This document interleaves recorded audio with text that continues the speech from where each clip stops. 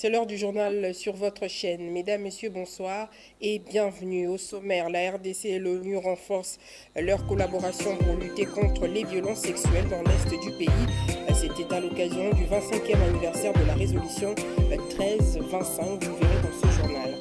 Et puis en justice, le gouverneur du Congo central, Grace Bilolo, est auditionné à Kinshasa pour soupçon de détournement de fonds publics.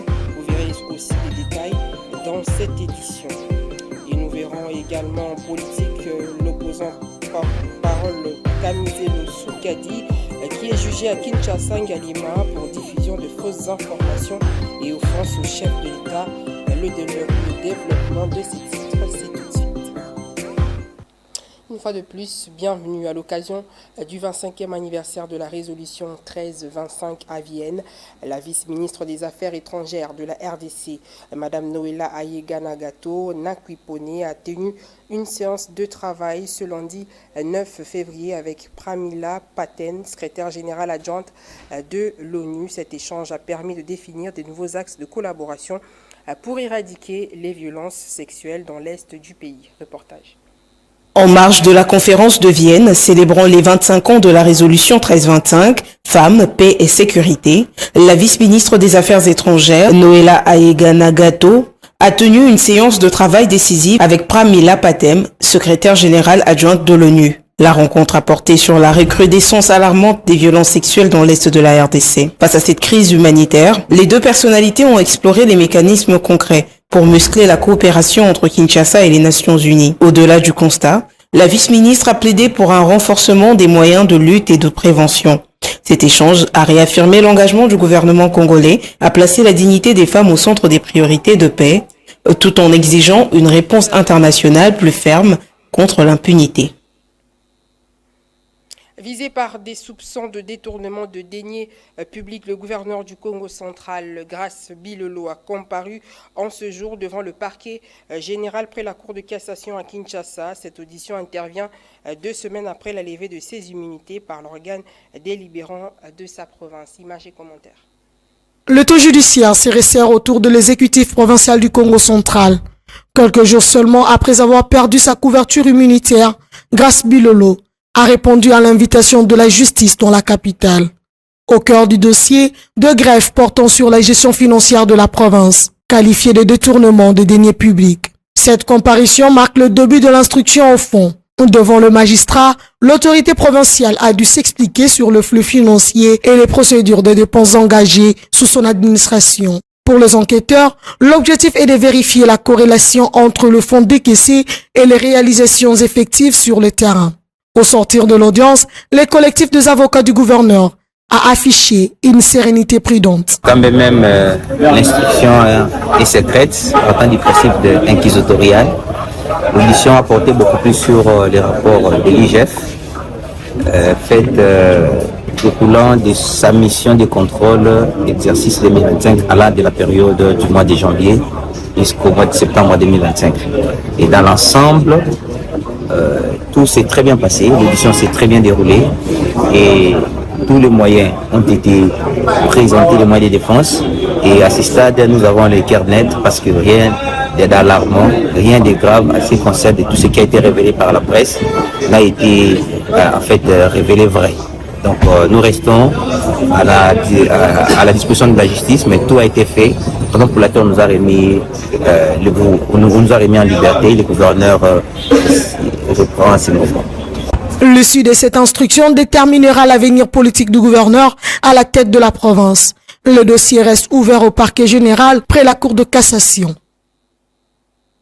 Et puis en image, l'opposant Kamizelo Soukadi comparé devant le tribunal de paix de Kinshasa, Ngaliema, poursuivi pour diffusion de fausses informations et offenses envers le chef de l'État. Parmi les faits reprochés figurent les affirmations selon lesquelles les amis de Paul Kagame sont les amis de Félix Tshisekedi, ainsi que l'accusation portée contre le chef de l'État d'avoir signé à Washington l'acte de balkanisation de la RDC et d'être un traité national. On poursuit ce journal. Rendez-vous majeur de l'investissement minier en Afrique. Le Mining Indaba 2026 a réuni décideurs et capitaines d'industrie à Cape Town. Ce dimanche 8 février 2026, le ministre des Mines Lui, Watum Kabamba, y a présenté la RDC comme un partenaire stratégique engagé dans une transformation minière durable. Image. À l'Investing in African Mining Indaba 2026, la RDC ne s'est pas contentée de prendre parole, elle a posé ses jalons. Articulé autour de 3 axes cardinaux, stabilité politique, partenariat stratégique et valorisation durable de ses ressources, ce dimanche 8 février 2026, le ministre des Mines, Louis Watum Kabamba, a pris part à la plénière ministérielle de ce forum de référence placé autour du thème « Miser sur l'Afrique, mobiliser les capitaux par le partenariat ». Cette rencontre de haut niveau a réuni décideurs politiques, investisseurs, acteurs majeurs de l'industrie minière autour des perspectives d'investissement sur le continent. Intervenant aux côtés de ses homologues, le ministre des Mines a présenté la RDC comme un partenaire fiable et stratégique engagé dans une coopération internationale fondée sur la transparence, la stabilité et des projets concrets à forte valeur ajoutée. Il a notamment souligné l'importance des partenariats structurants avec les États-Unis et d'autres acteurs clés appelés à soutenir le développement durable du secteur minier congolais. S'inscrivant dans la vision portée par le chef de l'État Félix-Antoine Tshisekedi et de la première ministre Judith Suminwa Tuluka, une vision axée sur l'exploration, la transformation et la valorisation des minerais afin de positionner durablement l'Afrique dans les chaînes de valeur mondiales. Insistant sur l'attractivité du climat des affaires, le ministre des Mines a mis en avant les fondements d'un investissement crédible. Et enfin, au-delà des discours, la RDC, le projet de faire de la Grande Orientale, M4 en sigle, a appelé à compléter le corridor de l'Obito, qui se veut un trait d'union géostratégique reliant à terme le nord-est de l'Afrique australe au port en eau profonde de Banana. En reliant l'océan Indien à l'océan Atlantique, ces corridors ambitionnent de transformer les distances et la géographie en avantages compétitifs. À travers sa participation à Indaba 2026, la RDC ne revendique pas son rôle, elle l'assume pour que le sous-sol africain devienne enfin un moteur de prospérité partagée.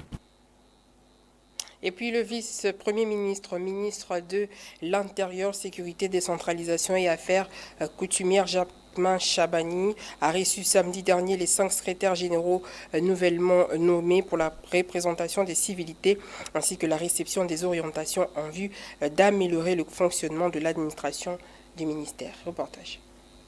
C'est dans son bureau principal que le vice-premier ministre, ministre de l'Intérieur, Sécurité, Décentralisation et Affaires coutumières, Jacquemain Chabani Louko, a reçu samedi dernier 5 secrétaires généraux qui désormais feront partie de son ministère. Il s'agit de Jean-Robert Chimanga, secrétaire général à l'Intérieur et à la Sécurité, Florie Mokambia, secrétaire général à la décentralisation, Colette Mata, secrétaire général à la réforme institutionnelle, Augustin Mungimi, secrétaire général aux affaires coutumières, ainsi qu'Alexis Kaloua, secrétaire général en charge des relations avec les partis politiques. Ces derniers se sont présentés devant l'autorité de tutelle pour des civilités en vue d'améliorer le fonctionnement de l'administration du ministère et qui a dans ses attributions l'intérieur, la sécurité, la décentralisation et les affaires coutumières. Pour présenter nos civilités à son Excellence, Monsieur le Vice-Premier ministre, ministre de l'Intérieur, Sécurité, Décentralisation, Affaires coutumières, c'est lui notre patron et c'est grâce à lui que son Excellence, Monsieur le Vice-Premier ministre, ministre de la fonction publique, modernisation de l'administration publique et innovation de services publics nous a pu renouveler la confiance pour que nous puissions rester dans nos fonctions comme secrétaires généraux et ajouter nos deux collègues, les collègues de relations avec les partis politiques d'une part et les collègues des affaires coutumières d'autre part qui viennent en remplacement de nos collègues qui ont été retraités. Donc c'était de notre devoir de venir payer nos civilités à notre chef hiérarchique. L'échange a porté sur les directives qu'il nous a données pour que le travail soit davantage meilleur et il nous a interpellés à pouvoir éviter des erreurs et à pouvoir améliorer davantage la qualité des services parce que notre reconduction est une interpellation et un appel à bien faire. Par ailleurs, le vice-premier ministre a insisté sur la discipline, la rigueur et le travail en équipe. Pour rappel, c'est depuis le 28 janvier que le vice-premier ministre en charge de la fonction publique, Jean-Pierre Liaou, a signé l'arrêté portant mise en place générale des secrétaires généraux de l'administration publique. Et puis la journée mondiale de prière contre la traite des personnes est célébrée le 8 février de chaque année. Cette fois, elle a eu pour thème « La paix commence par la dignité », un appel mondial pour mettre fin à la traite des personnes. La dite journée vise à sensibiliser le public, à prier pour les victimes et promouvoir des actions concrètes pour éradiquer l'esclavage moderne. En image. Fidèle à la tradition, toujours en parlant de religion, Dieu des choses nouvelles, c'est la prédication tenue ce dimanche 8 février par l'apôtre Dieudonné Kamuleta à l'église ministère Soleil Couchant, Amen Tabernacle des Aiglons, dirigé par le pasteur Kalonji Wamulumba du temple de miracle de Matongé, qui a consacré 7 jours de prière sur la nation afin de demander la main de Dieu, non seulement sur la RDC, mais aussi sur le président de la République, Félix-Antoine Tshisekedi. Reportage. La semaine de prière pour la paix en RDC s'est tenue à l'église Ministère Soleil Couchant, Amen Tabernacle des Aiglons, temple des miracles de Matongé du pasteur Richard Kalonji Wamulumba.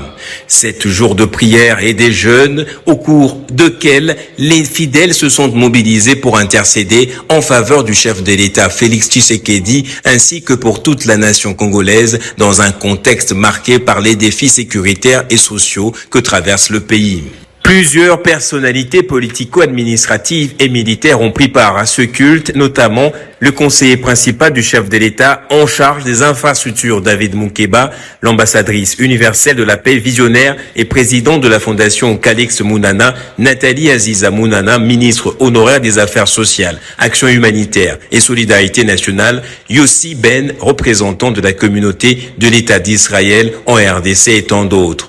L'orateur du jour, l'homme de Dieu, l'apôtre Dieudonné Kamuleta, a martelé son message sous le thème « Le Dieu des choses nouvelles » et a présenté la RDC comme une terre promise. J'ai vu un homme d'État, pas la nuit, pas dans une cabane, en pleine journée, dans un stade, s'humilier, je dis bien s'humilier, et dire à Dieu, moi et mon peuple, nous te donnons le pays.